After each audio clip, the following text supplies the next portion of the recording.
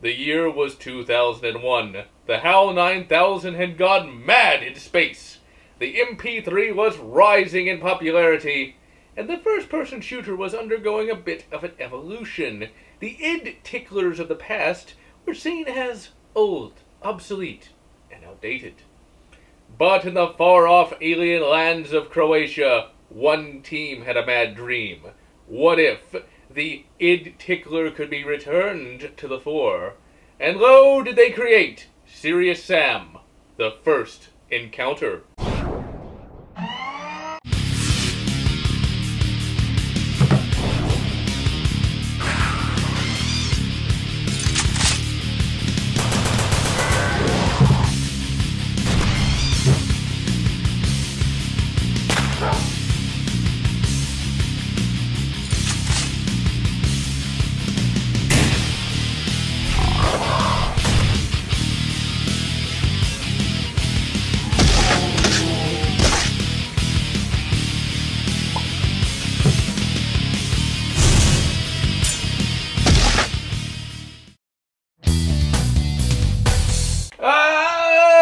Good day, ladies and gentlemen. Crow Team and their mighty Serious Sam, the first encounter, was a game I did not play until 2013. You see, back in the day, I looked at the box art and I was like, eh. And so for years, I just went, eh, and ignored it. But then in 2013, I picked up Serious Sam, the collection, for $10, and I was certainly not disappointed in the slightest. Serious Sam is a first-person shooter of the highest order. You can carry all of your weapons on you at any one time, and you do not have regenerating health. And one of the power-ups, awesomely enough, looks like one of the items from Hexen. This game has been described as a throwback to the heady days of first-person shooting. However, I feel that this is selling the game short. Like I said back in my old Serious Sam review on CGR, Serious Sam is really its own thing. The game has very little to do with the playstyles of classic first-person shooters. Games like Doom and Duke had fairly linear, claustrophobic levels, and there was always just a set number of enemies that you had to fight, and the enemy counts were fairly low. Serious Sam, on the other hand, has massive, wide-open levels, and the main objective is usually to survive multiple waves of enemies until the door opens. There are a couple of key hunt levels, but these are few and far between, and after each key you pick up, expect an entire army to spawn.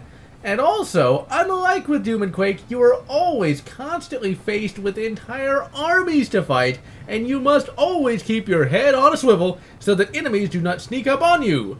Enemy variety is also considerably higher than in earlier FPS games as well. Each enemy brings with it its own strengths and weaknesses, and you have to use the right weapon at the right time to bring it down.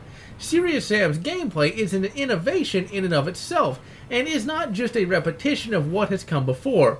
And while in concept the gameplay is a throwback to the old id ticklers, how it goes about tickling those ids is completely different. Now, ladies and gentlemen, let's take a look at some of the weapons that you're going to be tickling your id with.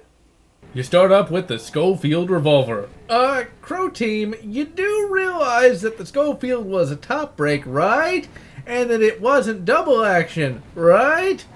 Oh fine, I'll just repeat to myself, it's just a game, I should really just relax. The double action revolver is a decent starting weapon, as it has greater range than the shotgun and has infinite ammo. There will be times late game when it will come in handy for taking out distant enemies when you have run out of ammo in your more powerful weapons. Then you have the shotgun. It does not need to be reloaded and is a good general purpose weapon. Then there is the double-barreled shotgun, and it is good for taking down the second most annoying enemy in the game. Then there is the Thompson submachine gun. Good damage, good range, hence why you will always be out of ammo for it. The rocket launcher will serve you well against groups of enemies and against powerful enemies. Usually, I will say that the grenade launcher is crap due to low firing arcs. But it looks like the Crow Team got another one right, cause it is actually useful against bunched up enemies. The covers of the various Serious Sam games always show him with a gun of many barrels. Surprisingly, you don't get the gun of many barrels until late in the game. and it's yet another really useful weapon that you will have next to no ammo for. Then you got the plasma rifle. Like the Tommy gun, it's so good you'll never have any ammo for that bastard. Last but not least is the BFG, literally, as it is a cannon bell launcher. By the time you get it, it truly is a gift from the great Talos. It plows through enemies like, well, a giant cannonball would, and will give you a fighting chance late game. The game itself loves to give you plenty of shotgun ammo, and most of the time this is what you're going to be using. But since it doesn't do that much damage, expect to be circle strafing, shooting wildly with that thing until all the enemies finally die. And sadly, it's gonna take you a long time to finally thin their numbers with this particular weapon. The Falzinos, whose numbers you're going to be thinning, are quite varied and will be able to kill you quite easily as they come in great numbers. There are times in FPS games where you really want more enemies to fight. You want more carnage. Well, Serious Sam gives you that and more. It really cannot be overstated how many enemies come at you at any one time. When I first played the game, the first few levels lulled me into a false sense of security. I didn't take this game's European origins into account. The Euros, when they set out to make a game, they don't do it by half measures, and they don't make it easy on the player. The first enemy you fight is a decapitated soldier. He is easy to kill and is normal. Then you have a couple more aliens you fight. Easy, right? Easy, no big. Giant ATST brain. Okay, getting a little more tough, but normal. What in the name of Yzmir is that? Oh dear! When you finally fight the clear skeleton, that is when you know this game is going to be different. In other games, the clear skeleton would be a boss. Here, it's a standard enemy, and whole platoons of them attack you at any one time.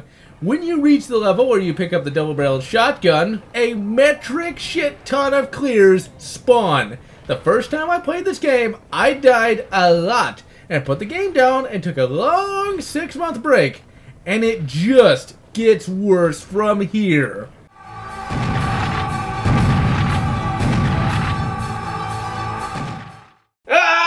Do I hate these guys! The Suiciders, otherwise known as beheaded kamikazes, are the worst enemy in the game. I mean, the hardest enemy in the game. They run fast and do a bunch of damage. And the game loves spawning them behind you so that you can get blindsided and blown up.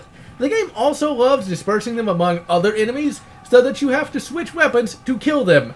This enemy would be so popular that the Project Brutality Doom mod would incorporate the concept into its enemy roster. Not only that, but Serious Sam would also influence Doom 2016 to have a Suicider enemy in its enemy roster as well. Once the influenced, now the influencer. Graphically, the game looks bloody amazing even today in 2018. It has aged better than one would imagine a game from 2001 could. The levels are wide open and expansive with all sorts of cool looking buildings, although at times you will find yourself slowly walking down the length and breadth of a level to progress, so it can get a trifle tedious. The level textures still look damn good as well. The weapons, while a little sparse on details, don't look like pixel masses, and the enemies have some great and memorable designs. Sound is pretty good, although the enemy snarls get a little repetitive now and again. The clopping of the clears is nothing short of masterpiece sound design.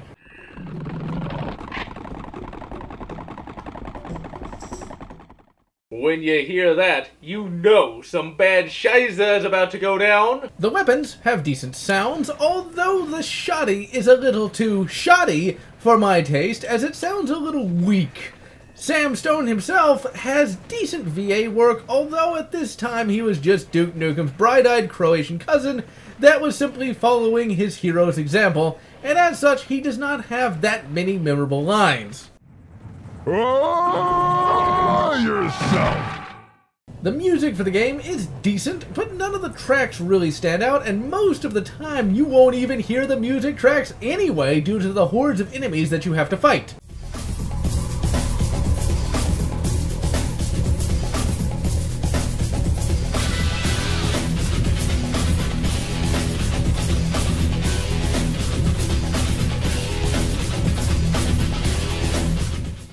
As this was always meant to be a gameplay game, the story is, shall we say, somewhere between non-existent and barely there. The story is told primarily in text form, and it's very easy to miss if you just don't care.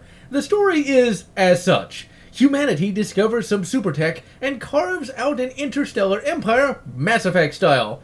But then the evil mental shows up and begins wiping out humanity. Sam, Sirius Stone, fights them incessantly, but even he is not enough to turn the tide. Humanity then discovers a time machine in Egypt and sends Sam, Sirius Stone, back in time to stop the invasion before it begins.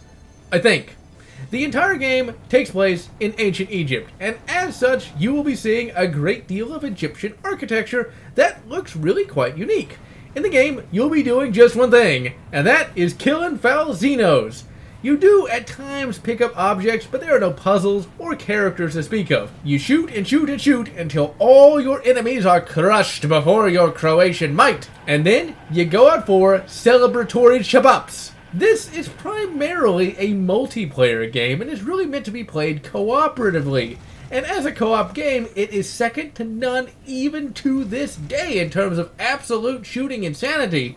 The levels and enemy counts are large enough so that everyone can get a turn at blowing the crap out of enemies, and since the story is in the background, no one has to worry about missing an important plot point while yakking it up with buddies. The single player is a different beast. The game is still good, but it can turn into a slog now and again. The quick save is your lord and master if you want to actually make any progress. And towards the end of the game gets really tough to the point where every arena feels like a chore. But if you have a quick trigger finger, you can persevere. Serious Sam would receive a remake, and most importantly, an Xbox original port complete with updated graphics and cutscenes that actually give Serious Sam a story and an actual world.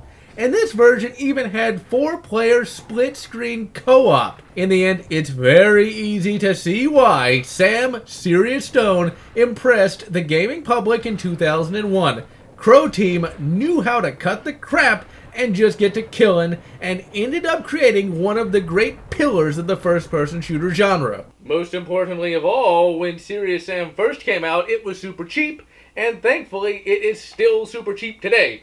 Now, I first played Serious Sam HD, the first encounter, and I was not disappointed in the slightest. This is definitely a game that I highly recommend for its multiplayer focus. And this is one of the most fun multiplayer co-op first-person shooters of all time. And so, I am GeneralLotz, wishing you good Serious Sam 2 and good Serious Sam 4, or whatever makes you happy.